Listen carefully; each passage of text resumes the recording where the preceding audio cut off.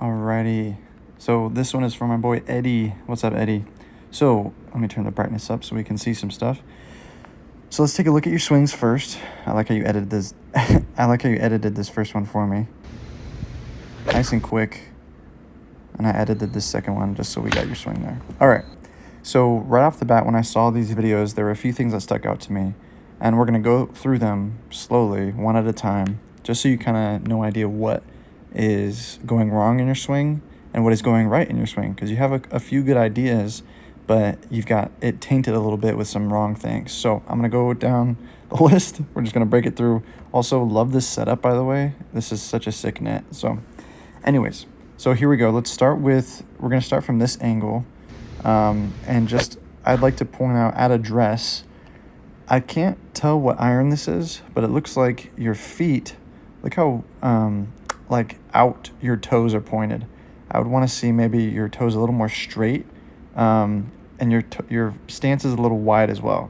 So I would want you to stand a little more shoulder width apart, your legs, and you can tell a little bit more from this angle.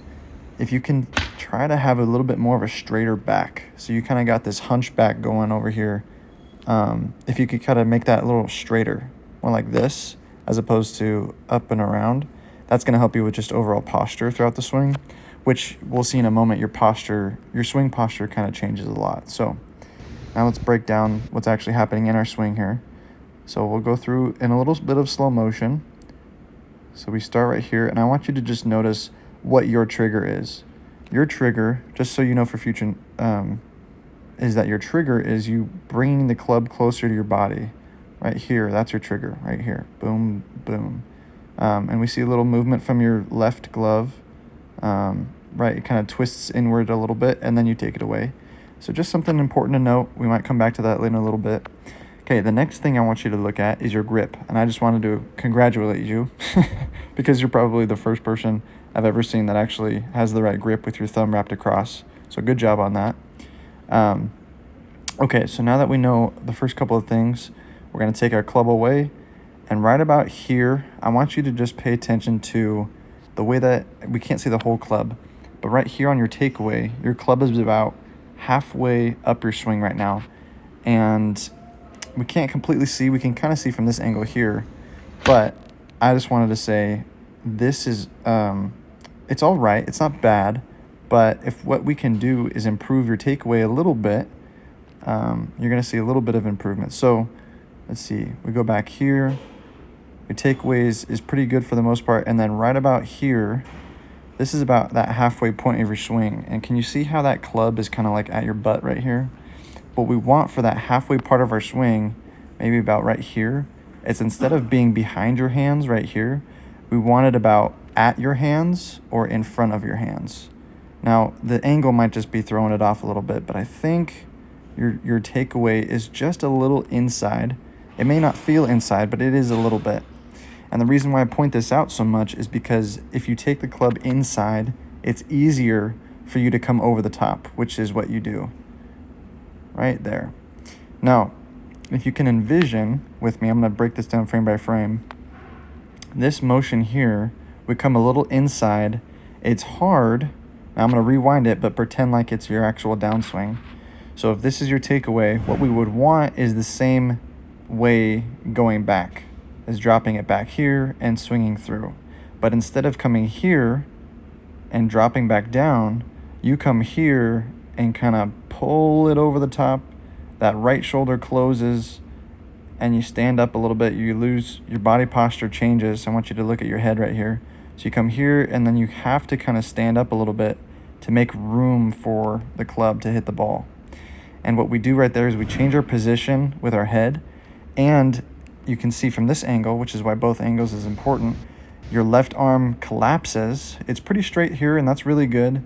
Straight, straight, straight, straight, straight. And right about here, we see a lot of chicken winging happening. Look at your left arm right here. See how much it's bent now instead of staying straight? That is problematic. This position right here is going to cause you a lot of difficulty right there. This motion, you're just losing a lot of power, a lot of compression. Your whole body posture is now changed because of this chicken wing action. So if you can look up chicken winging drills, Or if you want me to send you some drills, I can do that as well. But that is the thing that is kind of killing your game a little bit. You get back to straight right here, which is fine, but the problem is that you're chicken winging before you even get to the ball, which is a little bit different than I've seen before, but problematic all the same, okay? And then with this, you're meeting the ball as well, almost dead square. You have a little bit of compression, like this is the bottom of your swing right here on the inside of your front foot, but the ball is almost already at your front foot. So you're kind of sweeping the ball more so than compressing it, and that is what I would say is problematic. One of the main problems that we see in your swing here. Okay, the next thing that I'm going to point out is we got your takeaway, we got your ball position, we got this over the top move that I pointed out. I don't know if I pointed it out enough, you can see this. So when you come here, envision like an upside down V with your hands. So you come up here, and then instead of dropping it back down here like this, you come up and then see how much you make this upside down V. We go up here and then back down. This is a up and then down, right? This is kind of a V action we've got. What we want is to come up and then come back down in that same position, just like this, right here, right here. Come back on a neutral plane, and instead we see you coming up here. You kind of get a little bit of a cupping with your wrist, which is also a little problematic, but it's not too severe where it's like unrecoverable. Like this is fine. It's just I would probably want to see you have more of like a straight arm all the way through, as opposed to kind of coming straight and then up a little bit. You've got this like slightly obtuse angle. See, if you look from your forearm, it's not completely straight across. It's kind of here, and then it goes up a little bit. So that kind of cupping of your wrist is a little problematic, but in the grand scheme of things, not terrible, because even Rory McIlroy has a little bit of cupping of a wrist. It's not the end of the world. But what is problematic is you coming over the top. You turn and you close this shoulder pretty hard, and look at this position. From here, you get super bottled up. So you're starting to pick up that back foot, preparing to transfer your weight, which we're going to go over in a second. But in this position right here, you're clogged. Your arms are all bunched together, and the only way that you can recover is by standing up a little bit. See how your posture changes? Look at your back here. The only way to recover is by you standing up like this and chicken winging that lead arm, your left arm here. And that's how you're making contact with the ball. So you're kind of doing a lot of movement. Now if we look at your head, breakdown, when you take the club away, your head goes straight down. So look how far down it's moving. Down, down, down, down, down, down, down. Down, down, down. You're going to kiss the floor. It's moving down so much. Look at the bill of your hat. See how that far down that goes? You've dropped all the way to this part of the tree, but look where you started, up here. That's your starting position, and you drop all the way down there. That's at the top of your swing. So I don't know like if you are realizing you're doing that, but the head movement is really, really bad, and that's another reason why you're losing a lot of your posture. Because then in your downswing, you're just bringing it back to where you started. See how that kind of lifts back up a little bit?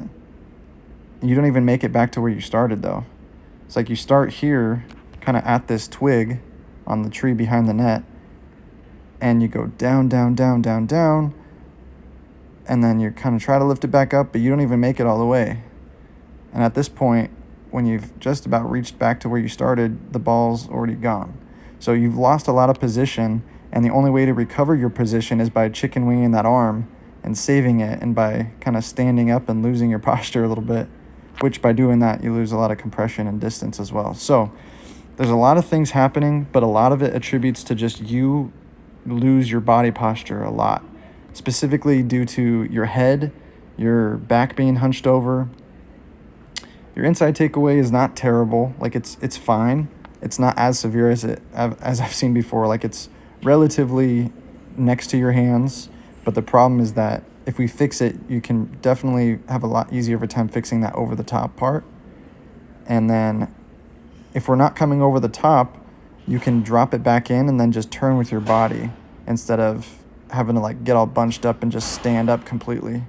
So we've got a little bit of early extension with your whole standing up and losing your posture part. And the last and final thing that I'm going to point out is your weight distribution. So I can see right here, we want to start with our weight, about 50-50, whatever. But as soon as we start taking our swing, the industry standard is about 80 to 85% of our weight should be on our front foot throughout the entire swing, which is kind of a crazy number if you've not heard it before.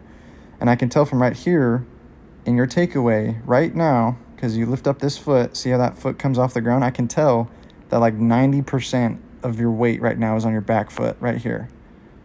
So right now we're about 50-50. We take it back and boom, at this moment, you could probably lift up your left foot and stand on your right foot completely.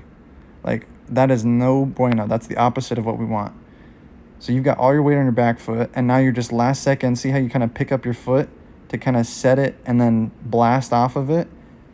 Then we get through, but I guarantee you, if you didn't cut off this video, you'd be falling backwards. Or if not, that's impressive. But we want all of that weight to be on that front foot pretty much throughout the whole swing, not going to our back foot and then twisting through. So that is very problematic, is your weight distribution is very, very off. So all of those things, I know that was kind of a lot. If you want like an actual breakdown, you can kind of go through the video again, write down the things that I mentioned. I can send you some drills and stuff if you want as well. But that is going to do it for you, my friend. Hopefully that was helpful. If not, at least you know the problems that are in your swing, and you can Google what to look up. So, Eddie, my boy, thank you for tuning in, and I will catch you on the next one.